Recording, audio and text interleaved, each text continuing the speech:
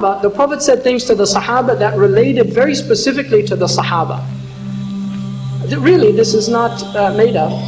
What it means is for the Sahaba, it was an obligation, right? But for the people who come after, it is the ideal that they should attempt to achieve. Now, to give you an example, for the Sahaba, they all had to pray in the masjid of the Prophet ﷺ, the 5 prayers. They had to. If they didn't, they considered it a sign of nifaq, of hypocrisy. And one of the Sahaba said, "Wallahi ma takhallafa an salatin fi masjid Rasulillahi illa munafiqun ma'lum al-nifaq." We never saw anybody that used to not go to the masjid of the Prophet and pray except he was a clear munafiq. Now, somebody here in Edmonton reads that hadith. Ya akhi, look at all these munafiqeen.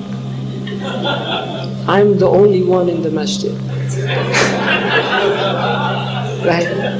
What's he saying? Basically, now that's shaitan playing games with that brother. You see, because shaitan, he's clever. He doesn't, once he gets you in, if once he sees you're going to the masjid, then he'll try other strategies. Like, what a good Muslim you are. Allahu Akbar. Takbir. No, in Ahmad ibn Hanbal's madhab, it is wajib to pray in the masjid. It's a fard ayn if you hear the adhan. It's a fard ayn. And he considers that the prayer was invalid if you prayed it in your house without an excuse, udhrun shar'i, like a sickness or something like that. In the other madhabs, it is karahiyya shadida. It's an extreme karahiyya.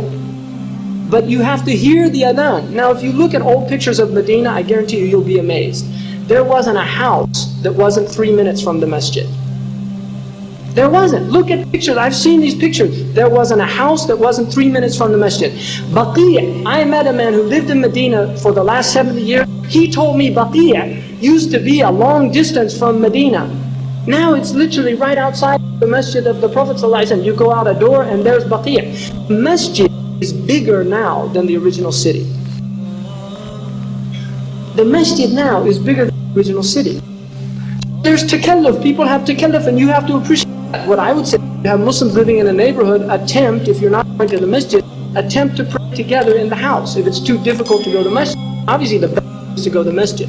So we have to be careful about putting hadith and applying those hadiths to people nowadays. Very dangerous.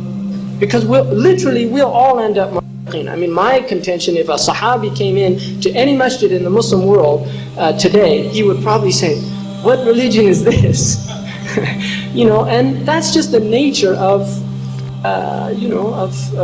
how far we've come. But the Prophet said, you're in a time, if you hold to 1/10, if you leave 1/10, you're finished. To his Sahaba, 1/10. He said, there's a time on my ummah, if they hold to 1/10, they'll have najat. Now that 1/10 doesn't mean fard. It means the sunan, it means the mustahabbat, things like that. The fard, no, you don't pray one prayer every, 2 days or something like that, right? 1/10 or so.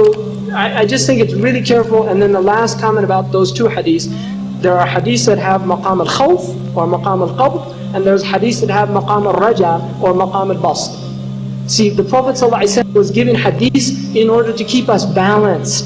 If he gave all hadiths that were rahmah, because he's what? Bashiran wa nadiran. Bashiran wa nadiran. But what did he prefer?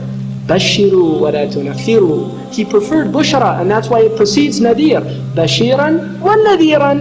He's first and primarily a bashir, but he also has to give inzar.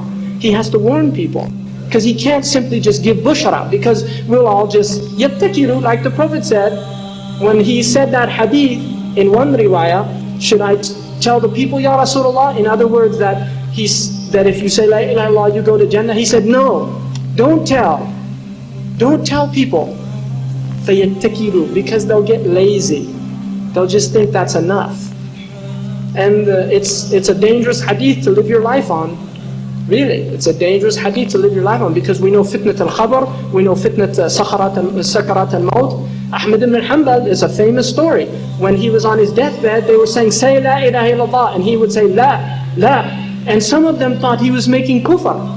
And when he explained to them, he came out of the sakara, because sakara is like a delirium. He said that shaitan came to him and told him that no, really, Islam is not the truth.